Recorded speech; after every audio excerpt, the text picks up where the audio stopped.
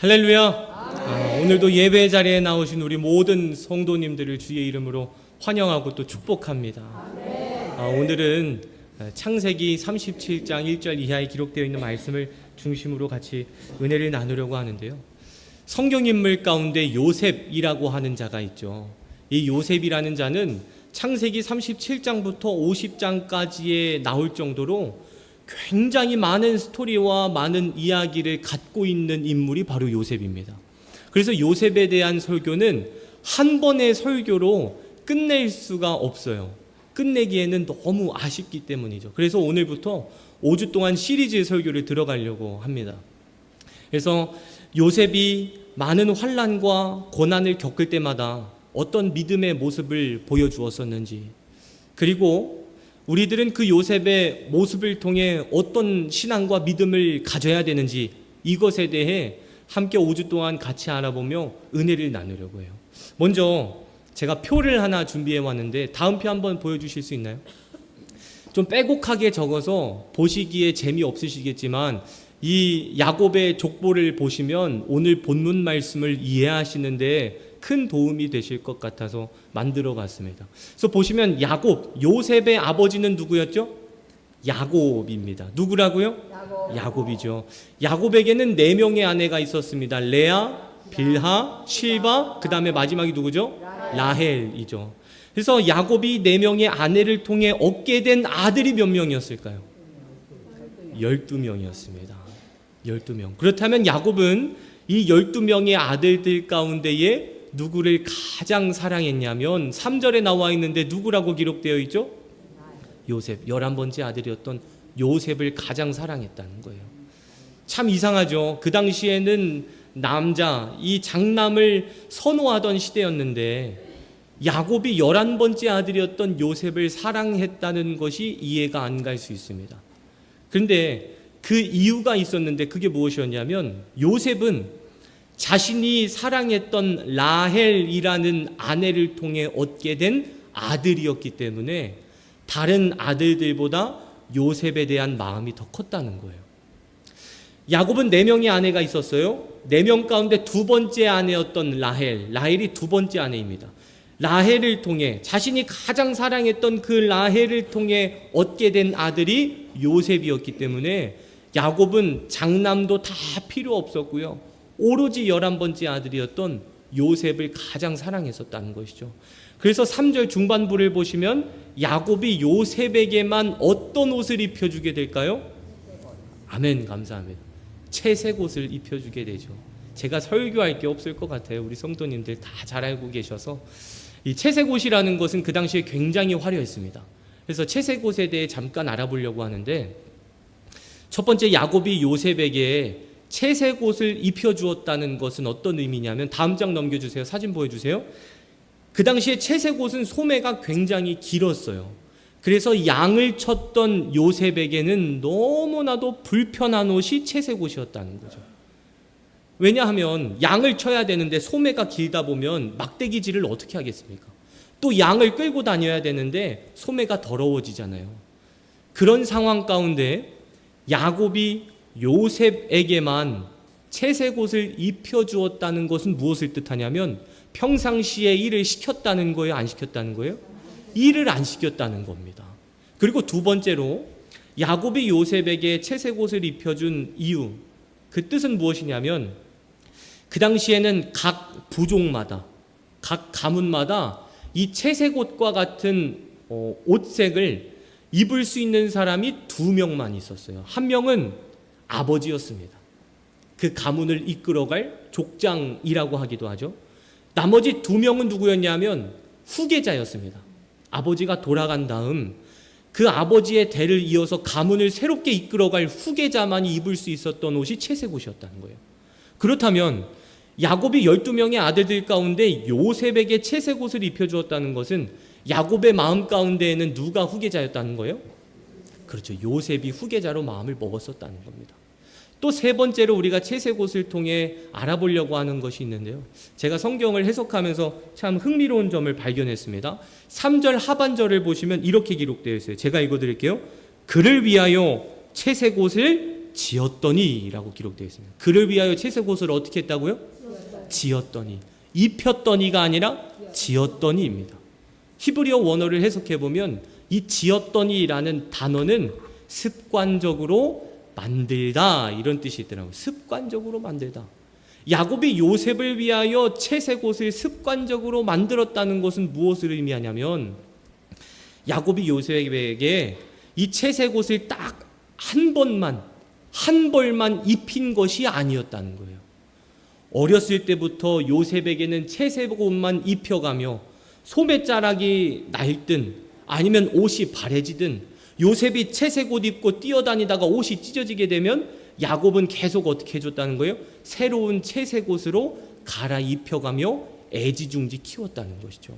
여러분, 그러니까 채색 옷이라는 것은 그냥 단순히 야곱이 요셉이 예뻐서 입혀주었던 예쁜 옷이 아니라 큰 의미가 담겨있던 옷이었습니다. 그만큼 요셉을 믿었고 요셉을 신뢰했고 요셉을 끔찍하게 사랑했었다는 것을 알 수가 있는 것이 채색 옷이라는 것이죠. 그러다 보니 형들에게는 사랑을 받았을까요? 질투를 받았을까요? 질투를 받게 되죠. 그 형들이 이런 마음 먹었을 거예요. 저 채색 옷 내 건데, 내가 후계자인데, 내가 어렸을 때부터 저 채색 옷 입으면서 자라왔어야 되는데 질투난다, 밉다. 그래서 요셉이 어렸을 때 아버지에게는 큰 사랑을 받으며 자라왔지만 형들에게는 미움과 질투를 받으며 자라오게 되었다는 것이죠. 그러던 어느 날 이제 문제가 하나 터지게 되는데 요셉이 꿈을 하나 꾸게 됩니다. 어떤 꿈을 꿨냐면 다음 장 넘겨주세요. 이 꿈을 꾸는데 형들이 묶어놓은 곡식단들이 자신이 묶어놓은 곡식단을 향해 절을 하는 꿈을 꾼 거예요. 요셉이 좀 눈치가 없었나 봐요. 형들한테 달려가서 7절을 통해 이렇게 말합니다. 형님들 제 얘기 좀 한번 들어봐 주십시오. 제 얘기 좀 들어봐 주십시오. 아니 글쎄 제가 지난밤에 꿈을 하나 꿨는데 글쎄 형님들이 묶어놓은 10개의 곡식단과 제 동생이었던 베냐민이 묶어놓았던 곡식단 총 11개의 곡식단들이 제가 묶어놓은 곡식단을 향해 절을 하는 거 아닙니까? 야, 꿈이 너무 신기했습니다. 가만히 있으면 반이라도 했을 텐데 이 요셉이 눈치 없이 그걸 형들한테 말한 거예요.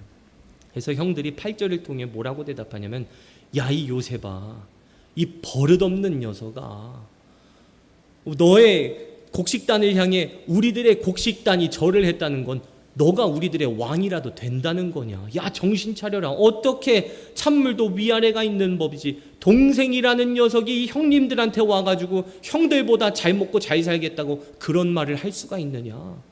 정신 차려라. 정신 차려라. 막 질타를 하게 되죠. 그 다음날 요셉이 꿈을 또 하나 꾸게 되는데 어떤 꿈이었냐. 이번에는 해와 달과 11개의 별들이 자신을 향해 절을 하는 꿈을 꾸게 된 거예요. 그래서 9절을 통해 요셉이 형들한테 또 갑니다. 그래서 또 말해요. 형님들 제가 또 꿈 하나 꿨습니다. 어떤 꿈이었냐면 아니 글쎄 이번에는 해와 달과 11개의 별들이 저를 향해 절을 하는 것 아닙니까? 너무 꿈이 신기했습니다. 여러분, 여기서 해는 아버지를 뜻합니다. 달은 어머니를 뜻합니다. 11개의 별은 누구를 뜻할까요? 그렇죠. 자신의 형제들을 뜻한다는 거예요. 그래서 형들이 또 그 말을 듣고 막 질타를 하게 돼요. 이쯤에서 우리가 궁금한 게 하나 생기죠. 아유, 그 당시 요셉 나이가 17세였는데 꿈을 꿀 수도 있지. 뭐 꿈꾼 거 가지고 그렇게까지 유별나게 나단법석이야. 이렇게 생각하실 수도 있는데 이 족장 시대에는 어떤 문화가 있었냐면 동생이 형보다 잘 살면 안 됐습니다. 동생이 형보다 잘 나가면 안 됐어요. 이건 있을 수도 없는 일이었고요. 있어서도 안 되는 일이었다는 거예요. 그런 상황 가운데 동생은 꿈에서나마 누구보다 잘 나가면 안 돼요? 형보다 잘 나가면 안 돼요. 꿈에서조차도 형보다 잘 나가면 안 됐던 시대가 창세기 37장 시대였다는 것이죠. 그런 시대에 살고 있던 요셉과 형들이었는데 요셉이 형들에게 가서 형들의 곡식단이 나를 향해 절을 했다는 둥, 해와 달과 11개의 별이 자신을 향해 절을 했다는 둥, 불가능한 얘기를 막 하니까 형들이 질투하고 질타했다는 겁니다. 그런데 그 가운데에서 요셉을 사랑했던 아버지였던 야곱은 어떤 행동을 하게 되냐면 11절을 보시면 이렇게 기록되어 있습니다. 함께 11절입니다. 37장 11절입니다. 읽습니다. 시작. 그의 형들은 시기하되 그의 아버지는 그 말을 간직해 두었더라. 아멘. 물론 야곱이 형들 앞에서는 10절을 보시면 형들 앞에서는 질타를 합니다. 예끼 놈 어떻게 그런 말을 할 수가 있느냐라고 하지만 속으로는 그 말을 마음 가운데 뭐 했다는 거예요? 간직했다는 거예요. 비록 요셉이 11번째 아들이었지만 요셉이 다른 형들보다 더 잘 살고 더 잘 먹고 더 형통하고 더 성공하게 되기를 기대하고 원하고 있었기 때문에 야곱은 그 불가능해 보였던 꿈을 자신의 마음속 깊이 간직해 두었다는 것이죠. 여러분, 오늘 이 요셉의 이야기를 통해 하나님께서 우리들에게 주시는 메시지는 무엇이냐면 꿈을 꾸라는 겁니다. 할렐루야. 아멘. 꿈이라는 것은 젊은 사람들만 꿀 수 있는 것이 아닙니다. 중년의 시기를 보내고 계신 우리 성도님들, 노년의 시기를 보내고 계신 우리 성도님들께 하나님께서 주시는 메시지가 뭐예요? 꿈을 꾸라는 거예요.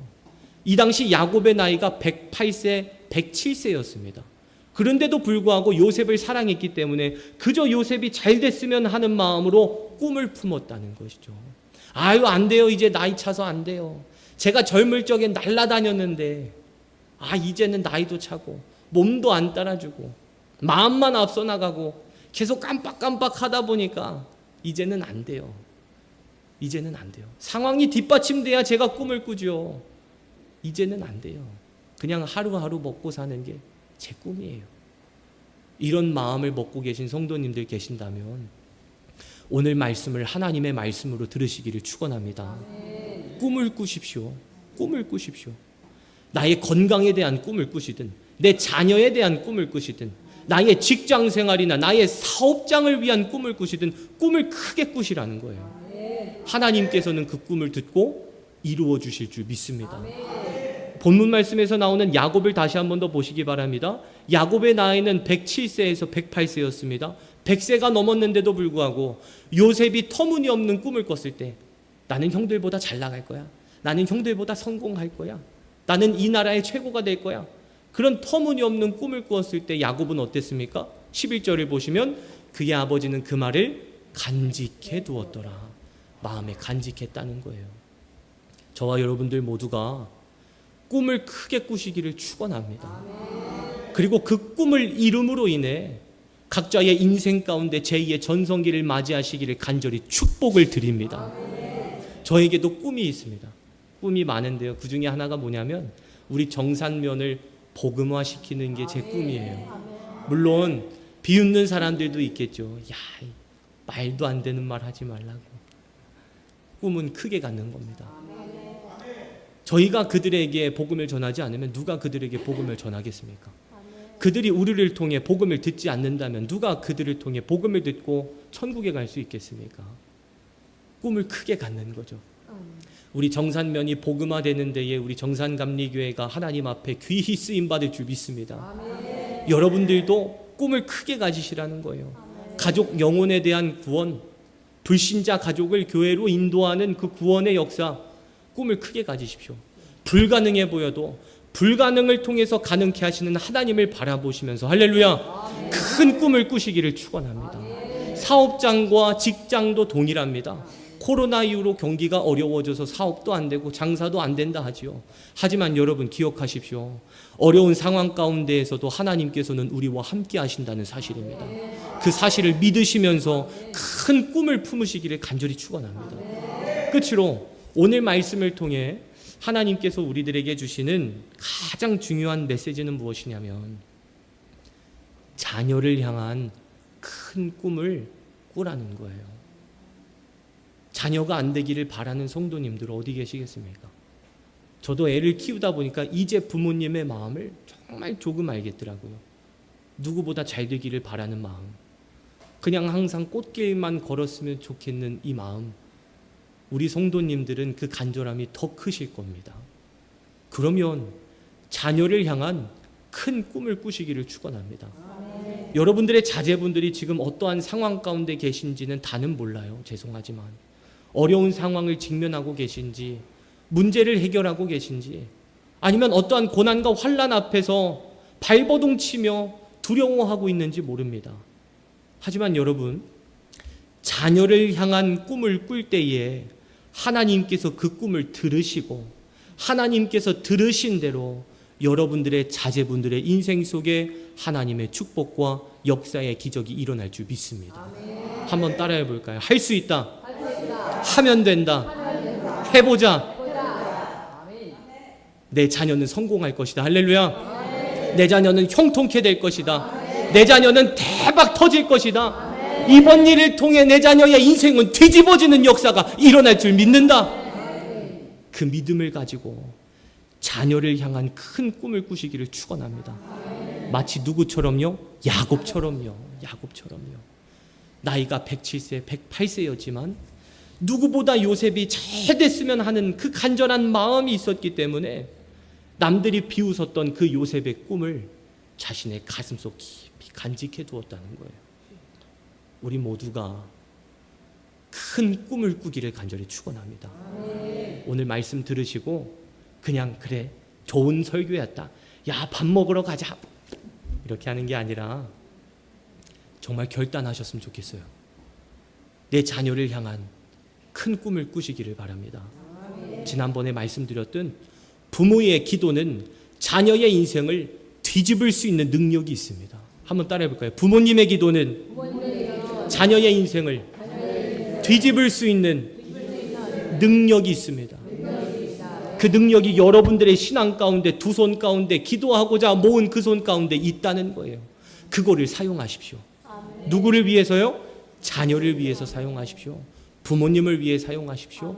가족을 위해 사용하십시오. 여러분들의 직장과 가정과 사업장을 위해 사용하십시오. 하나님께서 내게 주신 그 축복을 가족을 위해 사용할 때에, 내 자녀를 위해 간절히 사용할 때에 하나님의 축복이 내 자녀의 인생 가운데 임할 줄 믿습니다. 말씀을 정리하겠습니다. 사랑하는 성도 여러분, 시편 81편 10절에 기록되어 있는 말씀을 보시면 이런 말씀이 기록되어 있어요. 우리 함께 읽어볼까요? 앞에 나왔네요. 읽겠습니다. 나는, 시작, 나는 너를 애굽 땅에서 인도하여 낸 여호와 내 하나님이니 내 입을 크게 열라 내가 채우리라 하였으나. 아멘. 내 입을 어떻게 하라고요? 크게 여는 겁니다. 크게 여는 겁니다. 간장 종지만큼 열어두는 것이 아니라 바다와 같이 크게 열어두는 거예요. 누구를 위해 기도할 때요? 자녀를 위해 기도할 때요. 입을 크게 벌리십시오. 하나님께서 크게 벌린 만큼 넘치도록 부어주실 줄 믿습니다. 저와 여러분들 모두가 야곱과 같이 자녀를 향한 큰 꿈을 품으셔서 여러분들의 자제분들이 믿음의 주역, 축복의 주인공들 다 되시기를, 내가 우리 부모님의 기도 덕분에 내가 성공했다라는 간증의 주인공이 되시기를 주의 이름으로 간절히 축원합니다. 우리 함께 찬양하시고 기도하도록 하겠습니다. 주만 바라볼지라 함께 찬양하고요. 한 가지만 놓고 기도합시다. 자녀를 위한 큰 꿈을 가지십시오. 하나님, 우리 아들, 우리 딸 지금 이런 상황인데 하나님 아시죠? 큰 꿈을 제가 품습니다. 내 꿈대로 이루시고 행하여 주옵소서. 간절히 찬양하고 기도하도록 하겠습니다. 함께 찬양합시다. 하나님의 사랑을 사모하는 자, 하나님의 안을 바라보는 자, 너의 모든 것 창조하신 우리 주님이 너를 얼마나 사랑하시는지 하나님께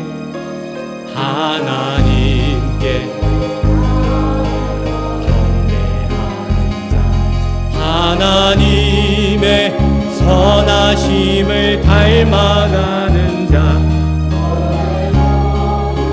창조하신 우리 주님이 너를 자녀 삼으셨네.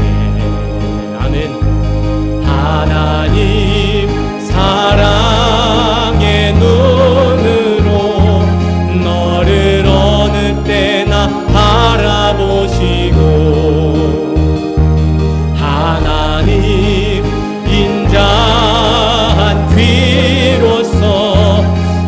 언제나 너에게 기울이시니 어둠에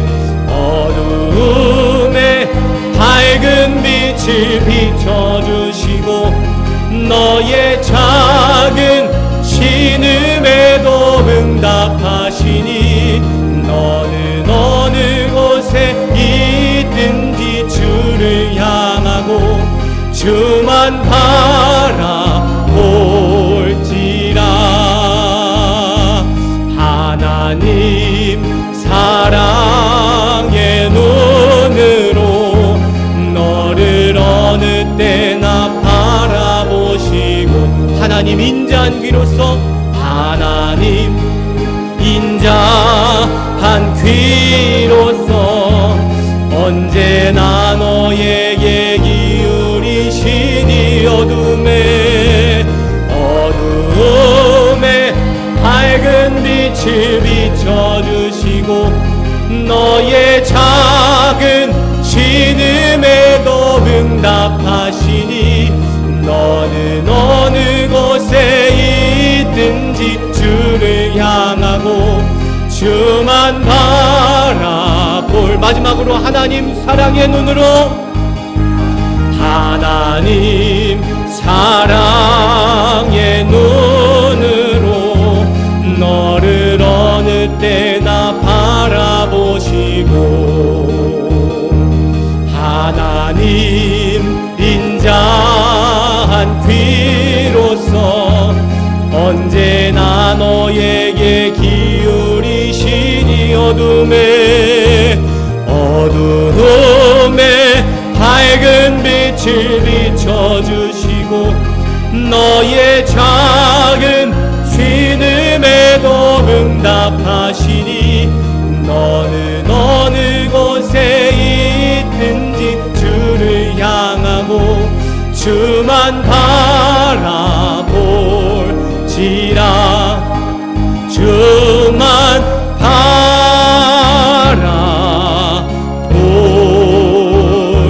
바라볼지라. 우리 다 함께 주여 삼창하신 뒤에 큰 꿈을 갖게 해달라고, 꿈을 이루어달라고 주여 삼창하신 뒤에 기도하시겠습니다. 기도합니다. 주여 주여 주여. 여호와 하나님 이 시간 간절된 마음으로 기도하며 주님 앞에 나아갑니다. 하나님 도와주시옵소서. 하나님 역사하여 주시옵소서. 주님 은혜를 베풀어 주시옵소서. 큰 꿈을 꾸기를 원합니다. 꿈을 간직하기를 원합니다. 하나님 도와주시옵소서. 하나님 도와주시옵소서. 하나님 도와주시옵소서. 주님 간절히 기도합니다. 하나님 간절히 기도합니다. 하나님 큰 꿈을 품으며 주님 앞에 나아갑니다. 자녀를 향한 꿈을 품습니다. 사업장을 위한 꿈을 품습니다. 하나님을 위해 간절된 마음으로 기도하며 주님 앞에 나아가는 온 성도들의 믿음과 기도 가운데에 주님 말씀하여 주시옵소서. 주님 간절히 기도합니다. 하나님 간절히 기도합니다. 아바 네스로마 키아발라바야와야 세스카와야스. 하나님 도와주시옵소서. 하나님 응답하여 주시옵소서. 여러분 더 큰 꿈을 꾸십시오. 더 큰 꿈을 꾸십시오. 자녀를 향한 큰 꿈을 꾸시기를 바랍니다. 자녀를 향한 큰 꿈을 꾸시기를 바랍니다. 지금의 상황을 바라보지 마시고 계속해서 큰 꿈을 가지고 기도하며 나아가시기를 간절히 소망합니다. 계속 기도하시기를 바랍니다. 여호와 하나님이시여 도와주시옵소서. 자녀를 향한 부모의 기도는 자녀의 인생을 뒤집을 수 있는 능력이 있음을 믿습니다. 하나님 도와주시옵소서. 하나님 역사하여 주시옵소서. 저희들이 간절히 바라는 저희들의 꿈이 이루어지는 그날이 속히 오게 하여 주시옵소서. 믿음을 가지고 기다리게 하옵시고 믿음을 가지고 기도하게 하옵시며 믿음을 가지고 기대하며 나아가는 주님 간절된 믿음으로 간구하며 나아갑니다. 은혜로우신 우리 하나님 아버지, 큰 꿈을 꾸기를 원합니다. 내 자녀의 인생을 하나님 앞에 의탁합니다. 자녀를 향한 큰 꿈을 꾸겠사오니 야곱과 같이 저희들의 꿈을 듣고 이루어 주시옵소서. 지금의 상황과 속도는 더디다 할지라도 방향을 바라보며 기도하게 하옵시고 멈추지 않고 기대하며 나아가는 아름다운 믿음을 갖게 하여 주시옵소서. 이 모든 말씀 거룩하신 예수님의 이름으로 간절히 기도드리옵나이다. 아멘. 모두 자리에서 일어나셔서 어두움의 밝은 빛을 함께 찬양하시고 축도함으로 예배를 마치겠습니다.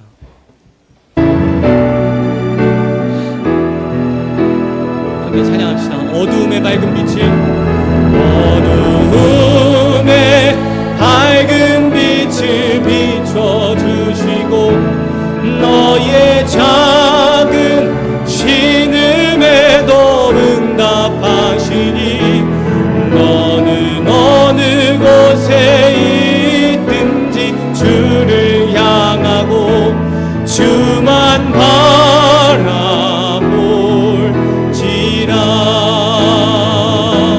주만 바라볼지라.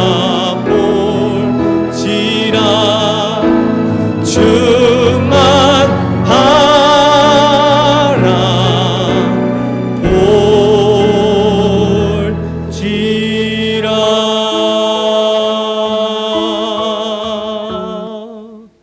이제는 우리 주 예수 그리스도의 은혜와 하나님 아버지의 무한하신 사랑과 성령님의 감동, 감화, 역사, 교통, 충만하신 은총이 자녀를 향한 큰 꿈을 꾸겠노라, 그 꿈을 위해 기도하며 달려가겠노라 결단하고 돌아가는 모든 성도들 머리 위에, 가족을 위해 큰 꿈을 꾸겠노라 결단하고 돌아가는 모든 성도들 머리 위에 이제로부터 영원토록 함께하여 주시기를 간절히 축원하옵나이다.